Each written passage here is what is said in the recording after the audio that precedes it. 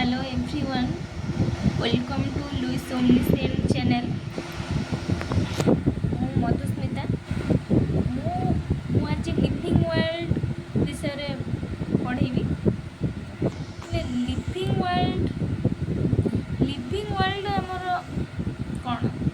Living world ମାନେ ତ ସମସ୍ତେ ଜାଣିଥିବେ, ସମସ୍ତେ ଜାଣିছে ନା ନାଇଁ? ଲିଭିଂ ୱାର୍ଲ୍ଡ ମାନେ ଜୀବଜଗତ। ଲିଭିଂ ୱାର୍ଲ୍ଡ ମାନେ କ'ଣ? ଜୀବଜଗତ। ତାହେଲେ লিভিং ওয়ার্ল্ড অর্থ আমার কোণ না জীবজগত। জীবজগত পুଣି কোণ মানে জীবজগত পুଣି কোণ? জীবজগତ মানে জীবজগତର ମୁଁ କ'ଣ ଜଣାପଡ଼ୁଛି? ଯାହାର ଜୀବନ ଅଛି ନା ନାହିଁ, ତାହେଲେ ସବୁ ଜୀବର ସମୂହକୁ ଆମର କ'ଣ କୁହାଯାଏ? লিভিং ওয়ার্ল্ড ବୋଲି କୁହାଯାଏ। ହେଲା, ଯେମିତି ଆମର କ'ଣ ହେଇଗଲା, plants, animals, human, tree, dog, cat, etcetera. ଏମାନଙ୍କର ସବୁ କ'ଣ ଜୀବନ ଅଛି ନା ନାହିଁ?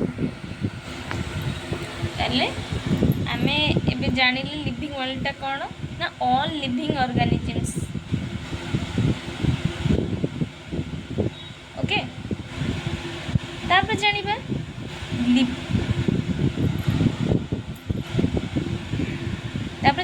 লিভিং ওয়ার্ল্ড ବିଷୟରେ ତ ଆମେ ଜାଣିଲେ। ତାପରେ ଜାଣିବା লিভিং ଥିଙ୍ଗସ୍ ଆଉ ନନ୍ ଲିଭିଂ ଥିଙ୍ଗସ୍ ମଧ୍ୟରେ ଡିଫରେନ୍ସଟା ଆମର କ'ଣ? লিভিং ଥିଙ୍ଗସ୍ ମାନେ କ'ଣ? ମାନେ ଯାହାର ଜୀବନ ଅଛି।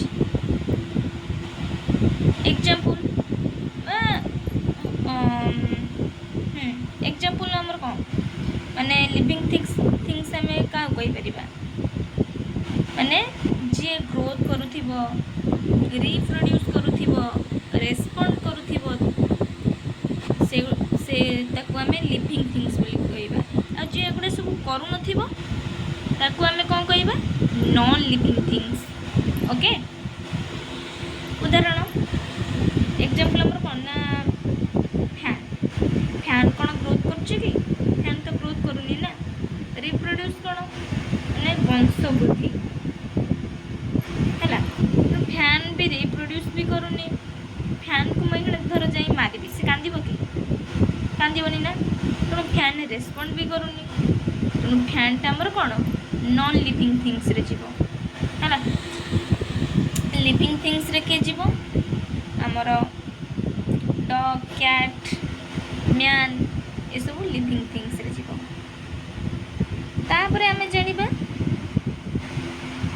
লিভিং ୱାର୍ଲ୍ଡର ଆମର କ'ଣ କ୍ୟାରେକ୍ଟରିଷ୍ଟିକ୍ସ କ'ଣ, ମାନେ ତା'ର ଲକ୍ଷଣ କ'ଣ? ଜୀବଜଗତର ଆମର ଲକ୍ଷଣ କ'ଣ? ହେଲା, ତାହେଲେ ଆମର ତା'ର 7ଟା କ୍ୟାରେକ୍ଟରିଷ୍ଟିକ୍ସ ରହୁଛି। ଆମେ ଆଜି ଜାଣିବା 1 ନମ୍ବରରେ ଆମର ରହିଲା କ'ଣ ମେଟାବଲିଜିମ୍। ମେଟାବଲିଜିମ୍ ବିଷୟରେ ଜାଣିବା। ତାହେଲେ ମେଟାବଲିଜିମ୍ କ'ଣ ନା all chemical reactions, ଦେଖ ଲେଖା ହେଇଛି all chemical reactions happening inside the body। ୟା ଅର୍ଥ କ'ଣ ନା ଆମ ବଡି ଭିତରେ ଯେତେକ ସବୁ ଆମର କେମିକାଲ ପ୍ରୋସେସ୍ ହେଉଛି ବା ରାସାୟନିକ ପ୍ରତିକ୍ରିୟା ହେଉଛି, ସେଗୁଡ଼ାକୁ ଆମେ କ'ଣ କହିବା?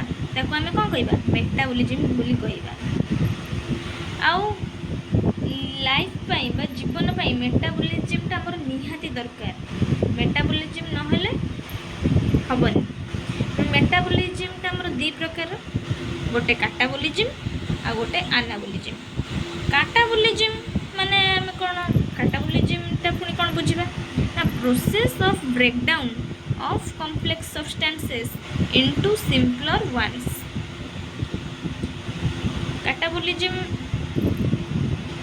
କ'ଣ କହିଲା ନା ଆମର ବଡ଼ ବଡ଼ ଜିନିଷକୁ ଭାଙ୍ଗିକି ଛୋଟରେ ପରିଣତ କରିବାକୁ ଆମେ କହିବା କାଟାବଲିଜିମ୍, ବା ଜଟିଳ ପଦାର୍ଥ ଗୁଡ଼ିକୁ ଭାଙ୍ଗିକି ସରଳରେ ପରିଣତ କରିବାକୁ କହିବା ଆମେ କାଟାବଲିଜିମ୍।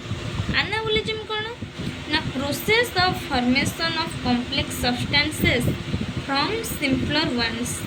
ଏଇଟା କ'ଣ ନା ଛୋଟ ଛୋଟ ଜିନିଷ ମିଶିକିନା ଆମର ବଡ଼ रे परिणत होबाकू आमे कहबा एनाबोलिज्म। एनाबोलिज्म रो एग्जांपल हैला फोटोसिंथेसिस, कैटाबोलिज्म रो एग्जांपल हैला रेस्पिरेशन। ओके, आमे कैरेक्टरिस्टिक्स फास्ट मेटाबॉलिज्म जानले, तापर एबे जानिबा ग्रोथ। कौन जानिबा ग्रोथ सेकंड रे। ग्रोथ कौन? ग्रोथ तो समस्त जानी थी। ग्रोथ कौन ना हमर साइज रे इंक्रीज होबाकू, नंबर ऑफ सेल रे इंक्रीज होबाकू आमे ग्रोथ कहबा। Example man, dog, cat, plant, ये सब हमर ग्रोथ होउची। टेबुल, चेयर, डस्टर, फैन एमानकर ग्रोथ होउची कि एमान साइज रे आज छोट अच्छी काली बड़ एमती हो जाउची कि होनी ना, तेणु एमानकर ग्रोथ हो। तापर जानिबा 3 नंबर कैरेक्टरिस्टिक्स हमर कोन थर्मो रेगुलेशन। कोन थर्मो रेगुलेशन। थर्मो रेगुलेशन हमर कोन लिखा है ना ability to maintain body temperature. या अर्थ कोन ना बॉडी टेम्परेचर को कंट्रोल करने को आमर कौन कह जाए थर्मो रेगुलेशन। हेले बॉडी टेम्परेचर जदि आमर नॉर्मल लेवल ठारू जदि आमर इंक्रीज करिगला बा बढ़ीगला ताले आमर कौन हम ना हार्ट स्ट्रोक हम। जदि बॉडी टेम्परेचर नॉर्मल लेवल ठारू कमीगला ताले हाइपोथर्मिया हम। ताले मु आज कौन पढ़ेली ना लिविंग वर्ल्ड विषय पढ़ेली आउ तार कैरेक्टरिस्टिक्स 3टा कहली। आज टिके टाइम टिके मो पाखे बहुत कम अच्छे। मु नेक्स्ट क्लास रे आउ 4टा कैरेक्टरिस्टिक्स कहबी। आउ आपण माने स्क्रीनशॉट मारि नेबे जदि मारि नेउ।